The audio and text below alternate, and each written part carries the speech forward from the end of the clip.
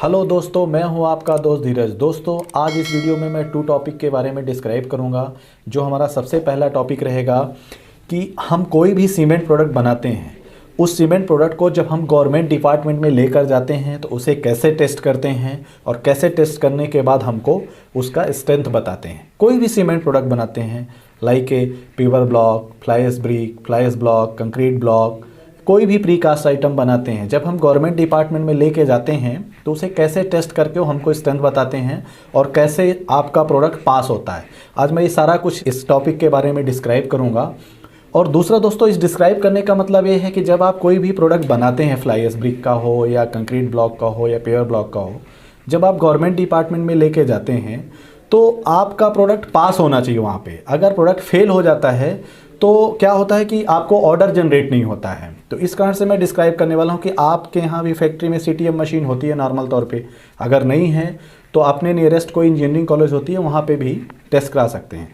तो आपको मैं फैक्ट्री में टेस्ट करने का बताने वाला हूँ कि कैसे आप अपने फैक्ट्री में भी टेस्ट करके बता सकते हैं कि गवर्नमेंट डिपार्टमेंट में अगर आपको 30 MPa का रिक्वायरमेंट किया हुआ है गवर्नमेंट में, या 20 MPa, 25 MPa, तो आप अपने यहाँ भी फैक्ट्री में निकाल करके और प्रोडक्ट को ले जा करके फिर कॉन्फिडेंस होके दे सकते हैं। तो इसलिए मैं आज आपको पहला टॉपिक तो ये है कि आपका जो प्रोडक्ट है, कोई भी प्रोडक्ट है, उस प्रोडक्ट को जब आप गवर्नमेंट डिपार्टमेंट पे लेके जाते हैं तो कैसे वो लोग टेस्ट करते हैं।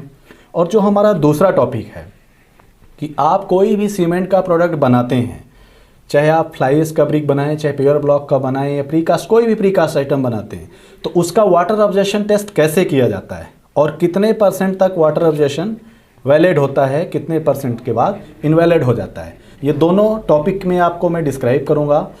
और इस टॉपिक में डिस्क्राइब करने का मतलब ये है कि वाटर ऑब्जेक्शन टेस्ट, क्योंकि वाटर ऑब्जेक्शन टेस्ट बहुत महत्वपूर्ण होता है कंक्रीट टेक्नोलॉजी के अंदर, क्योंकि वाटर ऑब्जेक्शन अगर कम रहेगा तो कंक्रीट की लाइफ ज़्यादा रहती है, अगर वाटर ऑब्जेक्शन ज़्यादा रहेगा तो कंक्रीट की लाइफ कम रहती है। इसलिए मैं दोनों टॉपिक के बारे में आज आपको मैं डिस्क्राइब करने वाला हूँ। तो इस वीडियो को आप लास्ट तक देखिएगा, ये बहुत ही इंपॉर्टेंट वीडियो है और इस वीडियो को देखने के बाद आई होप कि आपको ये वीडियो पसंद भी आएगा।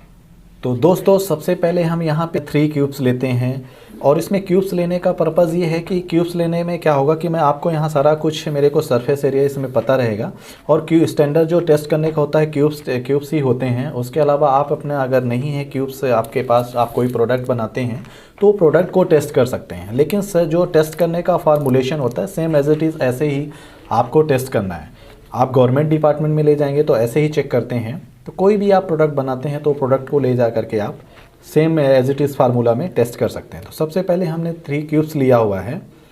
मैं एग्जाम्पल ये आपको दे रहा हूँ, तो आप अपना प्रोडक्ट इसके जगह पे रख सकते हैं और ऐसे टेस्ट कर सकते हैं और इसी फार्मूलेशन से आप अपना टेस्ट निकाल सकते हैं कि कैसे हमारा प्रोडक्ट पास है। तो इसलिए मैंने यहाँ पे दिखाया हुआ है। तो मैंने यहाँ पे 3 क्यूब्स लिया हुआ है, जो क्यूब्स 150 बाई 150 बाई 150 mm का है। तो इसमें पहला जो क्यूब्स है उसकी जो चेक करने के बाद जो स्ट्रेंथ, मान लीजिए सपोज दैट कि स्ट्रेंथ अचीव हुई तो 19 न्यूटन पर mm² हुई। जो दूसरा क्यूब्स है उसकी जो स्ट्रेंथ अचीव हुई वो 20 न्यूटन पर mm² अचीव हुई। जो तीसरा क्यूब है उसमें जो स्ट्रेंथ अचीव हुई 21 न्यूटन पर mm² अचीव हुई। अब ये जो तीनों स्ट्रेंथ आई हुई हैं, जो तीनों क्यूब्स का, ये तीनों क्यूब्स का हम स्ट्रेंथ को क्या करते हैं, एक एवरेज स्ट्रेंथ निकालते हैं। तो तीनों क्यूब का एवरेज जो स्ट्रेंथ निकालना है, तो इसमें एवरेज निकालना है तो हम क्या करेंगे, तीनों को हम प्लस कर देंगे, ऐड कर देंगे और ऐड करने के बाद उसमें डिवाइड बाई 3 का कर देंगे। तो जैसे देख सकते हैं आप, मैंने यहाँ पे किया हुआ कि एवरेज जो स्ट्रेंथ निकाला मैंने, इसमें निकाला हुआ है 19 + 20 + 21 को ऐड किया, फिर डिवाइडेड बाई 3 कर दिया, तो एक एवरेज आपका स्ट्रेंथ निकल के आया 20 न्यूटन पर mm² आया। अब ये जो एवरेज स्ट्रेंथ आया हुआ है इसका हम 15% निकालेंगे, 15% एवरेज स्ट्रेंथ का। तो 15% जो आपको एवरेज स्ट्रेंथ निकल के आया हुआ है, ये देख सकते हैं कि 15 डिवाइडेड बाई मैंने 100 किया हुआ है इंटू 20 किया हुआ है, तो जो इसका जो 15% ऑफ एवरेज स्ट्रेंथ आया हुआ है 3 न्यूटन पर mm² आया हुआ है। अब हम क्या करेंगे कि प्लस में भी करेंगे और माइनस में भी करेंगे। जो एवरेज स्ट्रेंथ है उसके साथ हम प्लस करेंगे एक बार 3 न्यूटन पर mm² को और एक बार माइनस करेंगे। तो जो मैंने प्लस किया हुआ है, यहाँ देख सकते हैं एवरेज स्ट्रेंथ 20 + 3 किया हुआ है, मतलब एक एवरेज स्ट्रेंथ को लिया हुआ है और 15% ऑफ एवरेज स्ट्रेंथ का लिया हुआ है। तो उसको जो मैंने प्लस किया तो 20 + 3 किया, तो इसमें कितना आया आप देख सकते हैं 23 न्यूटन पर mm²। तो इसमें अब हम दूसरा दिखाएंगे, यहाँ पे -15% ऑफ एवरेज स्ट्रेंथ दिखाएंगे, जिसमें 20 - 3 करेंगे तो जो इसका स्ट्रेंथ आया हुआ है 17 न्यूटन पर mm² आया हुआ है। तो जो मैंने यहाँ आपको दिखाया कि जो एक +15% ऑफ एवरेज स्ट्रेंथ और दूसरा आया हुआ है जो -15% ऑफ एवरेज स्ट्रेंथ, तो मतलब 23 to 17 न्यूटन पर mm² आया हुआ है। तो मतलब अगर 23 न्यूटन पर mm² और 17 न्यूटन पर mm² के बीच में अगर जो आपने 3 क्यूब से टेस्ट किया हुआ है, अगर इसके बीच में स्ट्रेंथ आपको अचीव होता है तो आपका प्रोडक्ट गवर्नमेंट डिपार्टमेंट में पास होता है। अगर आपको इसमें स्ट्रेंथ नहीं मिलता है, सपोज दैट 17 से नीचे हो गया 16 हो गया या 23 से ऊपर 24 हो गया, तो वहाँ पे आपका प्रोडक्ट 3 क्यूब में से किसी भी एक क्यूब का ऐसा अगर होता है तो आपका वहाँ प्रोडक्ट फेल कर दिया जाता है और आपको वहाँ ऑर्डर जनरेट नहीं होता है। तो इसलिए मैंने यहाँ पे एक सारा कुछ बता दिया कि कैसे स्ट्रेंथ चेक कर सकते हैं और आप अपने आसपास जो नियरेस्ट इंजीनियरिंग कॉलेज हो वहाँ पे भी टेस्ट कर सकते हैं और टेस्ट करके आप कॉन्फिडेंस होकर गवर्नमेंट डिपार्टमेंट में दे सकते हैं।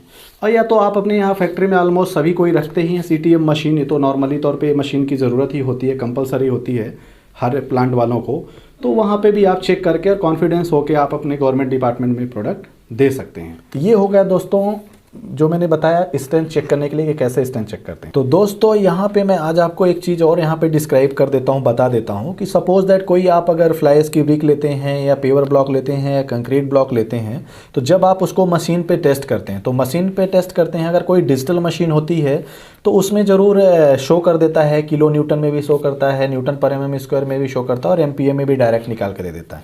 पर जहाँ मैनुअल मशीन होती है वहाँ पे मैं बताना चाहूँगा आपको कि इसमें जैसे किलो न्यूटन में अगर आपकी डिनोट कर रही है मशीन, तो उसको किलो न्यूटन को कैसे न्यूटन पर mm² पे आप कन्वर्ट करना है। सपोज दैट आपने कोई एक क्यूब्स लिया, मशीन पे टेस्ट किया, उसकी जो स्ट्रेंथ आई वो किलो न्यूटन में आई, 300 किलो न्यूटन आई।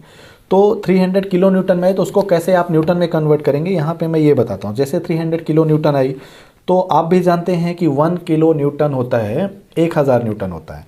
तो उसमें क्या करना है अपने को कि 300 × 1000 मल्टीप्लाई कर देना है, तो आपका जो आ गया 3 लाख न्यूटन आ गया। तो यहाँ पे जो 3 लाख न्यूटन आया, तो यहाँ पे मैं बताना चाहूँगा कि अब हम निकालेंगे सरफेस एरिया। जो भी क्यूब्स आप बना रहे हैं उसका सरफेस एरिया निकालेंगे। तो मैंने यहाँ पे सरफेस एरिया ले लिया है 150 mm by 150 mm, suppose that की बात। तो जो यहाँ पे मैंने कैलकुलेशन मल्टीप्लाई करके दिखाया कि 22,500 mm² आ गया। तो कोई भी चीज़ का अगर आप कंप्रेसिव स्ट्रेंथ टेस्ट करते हैं तो उसका जो फार्मूलेशन होता है कि लोड डिवाइडेड बाई एरिया होता है। तो 3 lakh Newton divided by 22,500 mm² हो गया। तो जब हम इसको डिवाइड करते हैं तो 13.33 न्यूटन पर mm² आ गया। तो ऐसे इसमें न्यूटन में कन्वर्ट हो गया, न्यूटन पर mm² में। अब आपको दोस्तों एक छोटी सी कन्फ्यूज़न रहेगी कि MPa क्या होता है, तो उसको मेगा पास्कल होता है। अगर सपोज दैट आप 13.33 न्यूटन पर mm² बोलते हैं तब भी आपकी परफेक्ट है रीडिंग। अगर आप वहाँ पे MPa बोलते हैं, 13.33 बोलते हैं MPa, तब भी आपका रीडिंग सही है। तो दोनों एज इट इज़ सेम ही होते हैं, उसमें कोई भी ऐसा नहीं है कि मतलब न्यूटन पर mm² और MPa दोनों अलग अलग हो, दोनों सेम ही हैं। तो यहाँ पे आप बिल्कुल कंफ्यूज ना हो। तो दोस्तों ये मैंने आपको यहाँ पे डिस्क्राइब कर दिया कि स्ट्रेंथ कैसे आप किलो न्यूटन को न्यूटन पर mm² में या MPa में कैसे कन्वर्ट कर सकते हैं। तो दोस्तों जो मैंने पहला पॉइंट बताया तो आपको समझ में आ चुका होगा। अब मैं बात करूंगा दूसरे पॉइंट पे। दूसरा पॉइंट जो हमारा है, मैंने बताया था कि आप कोई भी कंक्रीट प्रोडक्ट बनाते हैं, चाहे fly ash brick, concrete block या पेवर ब्लॉक, उसका आप वाटर ऑब्जर्वेशन टेस्ट कैसे करेंगे। तो उसके बारे में बता दूं कि वाटर ऑब्जर्वेशन एक बहुत ही इंपॉर्टेंट है कंक्रीट टेक्नोलॉजी के अंदर। तो इसलिए मैं इसको आपको बता देता हूँ कि कैसे आप वाटर ऑब्जर्वेशन टेस्ट अपने यहाँ भी कर सकते हैं, अपने ऑफिस में भी कर सकते हैं। तो सबसे पहले मैं बताऊँगा आपको कि सबसे पहले आपको 3 ब्रिक लेना है। 3 ब्रिक का ही बता देता हूँ, बाकी आप और अदर भी कंक्रीट प्रोडक्ट्स हैं उसका भी आप ऐसे ही टेस्ट कर सकते हैं एज इट इज़, यही फार्मूलेशन के यूज़ करके। पर मैं ब्रिक का ही सिंपली बता देता हूँ। तो सबसे पहले हम 3 ब्रिक लेंगे। तीनों ब्रिक को हमको क्या करना है कि सबसे पहले ओवन टेम्परेचर डालेंगे, ओवन पे डालेंगे और उसका जो टेम्परेचर होगा, ओवन पे डालने के बाद जो इसका टेम्परेचर होगा 105 degree Celsius to 115 degree Celsius तक होना चाहिए उसका टेम्परेचर ओवन का। तो तीनों ब्रिक जब ओवन ड्राई हो जाएंगी तो ओवन ड्राई होने के बाद उसको कूलिंग के लिए छोड़ देंगे बाहर निकाल करके 24 आवर्स बाद। और बाहर कूलिंग होने के बाद तीनों का वेइंग करेंगे। वेइंग करने के बाद जो यहाँ पे वेट आया हुआ है मैंने ऑलरेडी आपको दिखा रहा हूँ, ये देख सकते हैं कि जो सबसे पहले फर्स्ट ब्रिक का आया हुआ 3.176 kg आया हुआ है। जो दूसरा सैंपल है ब्रिक का उसका जो वेट आया हुआ 2.914 kg आया हुआ है। और जो तीसरा ब्रिक है, तीसरा ब्रिक का जो वेट करने के बाद आया हुआ है 3.146 kg आया हुआ है। तो इन जो तीनों का हमने जो वेट करके निकाला हुआ है, एक इनका एवरेज वेट निकालेंगे। तो एवरेज वेट को मैंने नाम दिया W1। तो एवरेज वेट को जो हमने निकाला तो सबसे पहले ये तीनों को हम ऐड करेंगे। ऐड करने के बाद जो इसकी ऐड करने के बाद टोटल आता है 9.236 आया हुआ है। डिवाइडेड बाई मैं इसमें 3 कर दिया हूँ। तो जो इसका जो वेट आया हुआ है W1 का, W1 जो मतलब एवरेज, W1 मतलब आप समझ रहे होंगे कि एवरेज है, मैंने बताया कि एवरेज वेट है ये, तो 3.078 आया हुआ है। तो ये हो गया एवरेज W1 हो गया। अब हम बात करेंगे कि जैसे सपोज दैट आपने जो ब्रिक है वो ब्रिक को क्या करना है आपको कि एक वाटर टैंक होता है, वाटर टैंक लें या कोई और दूसरी चीज़ हो सकती है प्लास्टिक की, जिसमें टेम्परेचर उसका जो वाटर का टेम्परेचर है वो करीब 25 डिग्री टू 30 डिग्री सेल्सियस के अंदर होना चाहिए। तो इसमें आपको क्या करना है कि जो तीनों ब्रिक का जो सैंपल है, तीनों ब्रिक को एक साथ डाल देना है, बोले तो डीप कर देना है। और डीप करने के बाद 24 आवर्स बाद उसको निकालना है। और निकालने के बाद उसको फिर से वेइंग करना है। और वेइंग करने के बाद जो इसका वेट आया हुआ है तो यहाँ पे मैं आपको दिखा सकता हूँ, तो 3.456 kg आया हुआ है। जो दूसरा सैंपल है 3.204 kg आया हुआ है। जो तीसरा सैंपल है 3.426 kg आया हुआ है। फिर से हम इसका एवरेज वेट निकालेंगे, तो उसको मैंने W2 नाम दे दिया है। तो इसमें सबसे पहले जो मैंने आपको बताया कि एवरेज निकालने के लिए तीनों को ऐड करना होगा, तो मैंने यहाँ पे ऐड करवाया तीनों को, आप देख सकते हैं। ऐड करने के बाद जो इसमें आया, तो ऐड करने के बाद जो इसका एवरेज W2 आया 3.362 आया हुआ है kg। तो ये W1 W2 हो गया। अब हमने जब इसको वाटर ऑब्जर्वेशन टेस्ट निकालना है बाई परसेंटेज में, तो इसका हम परसेंटेज में निकालेंगे। तो मैंने यहाँ पे जो फार्मूलेशन लगाया हुआ है W2 minus W1 divided by W1 into 100। अब इसको जब यहाँ पे W2 तो आप समझ रहे होंगे कि ये 3.362 है, फिर माइनस इसमें जो W1 है 3.078 है, फिर डिवाइडेड बाई मैंने किया W1 तो 3.078 है इंटू 100। तो ये सब एक सॉल्व करने के बाद जो यहाँ पे फाइनल आया, तो फाइनल आने के बाद इसमें क्या हुआ 9.226 आया। मतलब जो इसका वाटर ऑब्जर्वेशन टेस्ट करने के बाद जो परसेंटेज आया, अपन अप्रॉक्स में 9% ले सकते हैं। तो जो मैंने यहाँ पे टेस्ट करके आपको दिखाया कि 9% आया हुआ है। 9% मतलब यानी कि आपको जो गवर्नमेंट इंडिया स्टैंडर्ड बोलता है कि 12.5% टू 15% तक मैक्सिमम होना चाहिए। इससे अगर आपका ज़्यादा आता है वाटर ऑब्जर्वेशन टेस्ट करने पर, तो वहाँ पे आपका प्रोडक्ट फेल कर दिया जाता है। और अगर कम आता है तो दैट्स गुड, क्योंकि कंक्रीट के लिए बहुत ही अच्छा होता है। जितना कम वाटर ऑब्जर्वेशन टेस्ट करने पर कम आता है, उतना ही कंक्रीट के लिए बेहतर होता है और कंक्रीट की लाइफ इंक्रीज़ हो जाती है। या कहीं भी अगर जैसे सपोज दैट ब्रिक आप बनाते हैं तो बिल्डिंग वगैरह में लगती हैं, तो वहाँ पर उसका बिल्डिंग का वेट कम हो जाता है, क्योंकि उस पर ज़्यादा लोड नहीं आता है अगर वाटर ऑब्जर्वेशन कम हो जाता है। क्योंकि बारिश होती है, तो बारिश होने के बाद अगर वाटर ऑब्जर्वेशन ज़्यादा होता है 15% से, तो बिल्डिंग पे लोड बहुत ज़्यादा हो जाता है। तो इस कारण से वाटर ऑब्जर्वेशन कम ही होना चाहिए। पर जो गवर्नमेंट IS कोड के हिसाब से रिकमेंड करती है वो 12.5% टू 15% तक मैक्सिमम टू मैक्सिमम होना चाहिए। और इसके अंदर होता है तो आपका प्रोडक्ट ऑलरेडी पास है, इसके ओवर होता है तो गवर्नमेंट डिपार्टमेंट में प्रोडक्ट फेल कर दिया जाता है।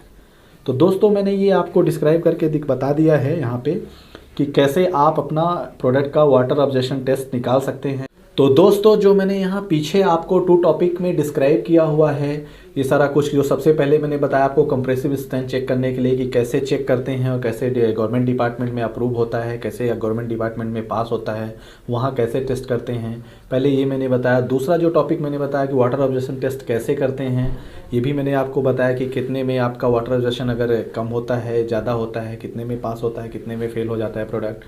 और तीसरे भी कुछ ऐसे होते हैं जो टेस्ट करना होता है, जैसे फ्लोरोसेंट टेस्ट हो गया, ट्राई सिंकेज टेस्ट हो गया। ये सारे टेस्टिंग होती हैं साइट पे जब आप फ्लाइज ब्रिक बनाते हैं या कोई भी कंक्रीट प्रोडक्ट्स बनाते हैं, तो ये टेस्टिंग गवर्नमेंट डिपार्टमेंट में होती है।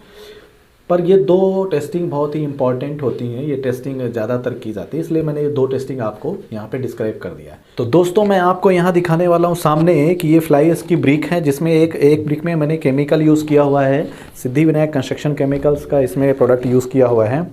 और इसमें एक विदाउट मतलब केमिकल का ये प्रोडक्ट है। तो मैं आपको यहाँ पे दिखाने वाला हूँ वाटर ऑब्जर्वेशन के लिए कि अगर इसमें मैंने केमिकल यूज़ किया है तो वाटर ऑब्जर्वेशन इसका ज़ीरो हो गया है और इसका वाटर ऑब्जर्वेशन बहुत ज़्यादा है। तो ये मैं आपको दोनों सामने लाइव दिखाने वाला हूँ। तो देख सकते हैं इसमें मैंने पानी डालता हूँ, ये मैंने इसमें पानी डाला हुआ है। तो पानी डालने के बाद ये देख सकते हैं आप कि इसमें काफ़ी ज़्यादा वाटर अब्जॉर्ब कर रहा है। ये आप देख सकते हैं इसमें पानी काफ़ी ज़्यादा अब्जॉर्ब किया हुआ है, वाटर मार्क आया हुआ है। और इसमें मैं डालता हूँ जिसमें केमिकल यूज़ किया हुआ है।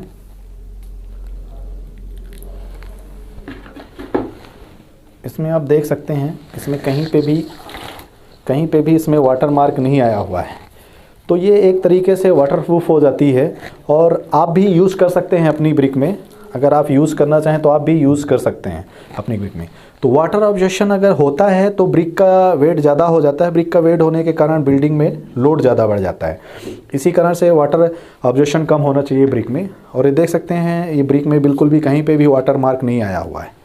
तो दोस्तों ये रहा वाटर ऑब्जर्वेशन और मैंने ये आपको सामने लाइव दिखा दिया कि वाटर ऑब्जर्वेशन करती है ब्रिक और कैसे नहीं करती। और ये product Siddhivinayak construction chemicals private limited बनाती है।